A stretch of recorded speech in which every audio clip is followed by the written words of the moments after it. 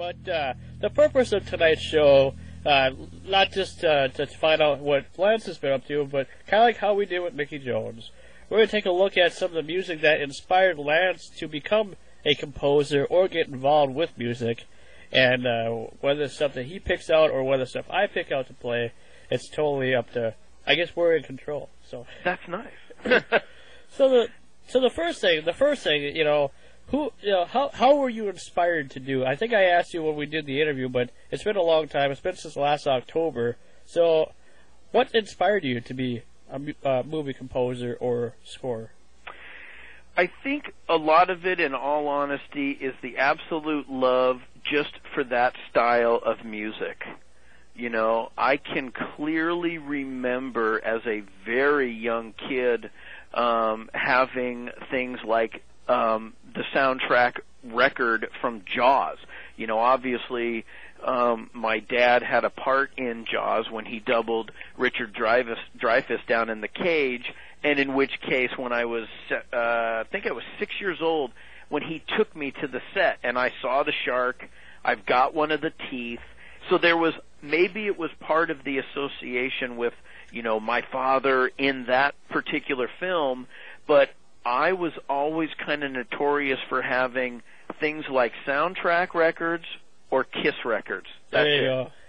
And of course, then I developed the love for drums, and it kind of took off musically from there. My dad sings, plays very little guitar, but really nobody else in my family, other than being appreciations, they absolutely love music. Okay.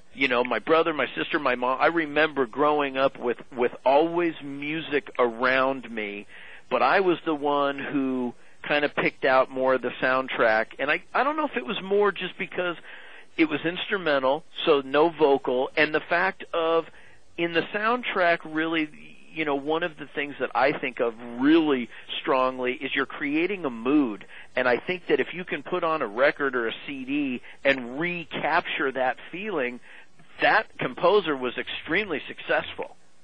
Yes. And that's what I just absolutely love.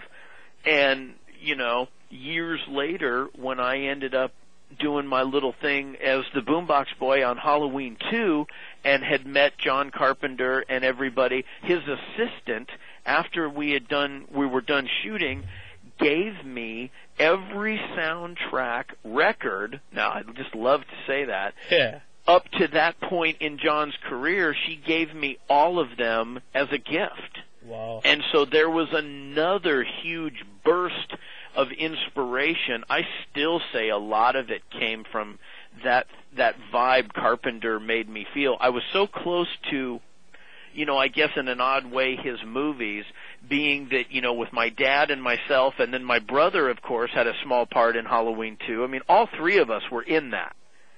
And then my dad was, pretty major lead as one of the assassins in Halloween 3, as well as I did a little doubling one of the assassins. And I had been to the set, went to the set of The Thing to see my dad and John, didn't make it to the set of Escape from New York when they did that one because they were too far east. But it was always playing into John Carpenter and my dad and his films and then his music. And so I think I just instantly kind of like developed a feeling and a friendship for John, even though I was 13, 14 years old, but I still buy his CDs as they come out. Oh, heck yeah. And John Carpenter, he's been around for quite a while, huh? How about? He's been around for a while. And that's no slam on his age. That guy came out and just hit it big and never looked back. And he was one of those composers that, he was a film director, but yet he did his own music. And then he would also usually write his own scripts. So he had so much control that it was so neat to see how he put it all together and made these great films. Oh, yeah. And we're going to play a theme. It was one of his later films that he did, or I don't even know. See, I don't know a whole lot about the guy. That's why I'm intrigued to learn about him from you. He did a movie called The Fog. Yes. And we're going to play, Lance can share a little story about that movie from what he remembers of it.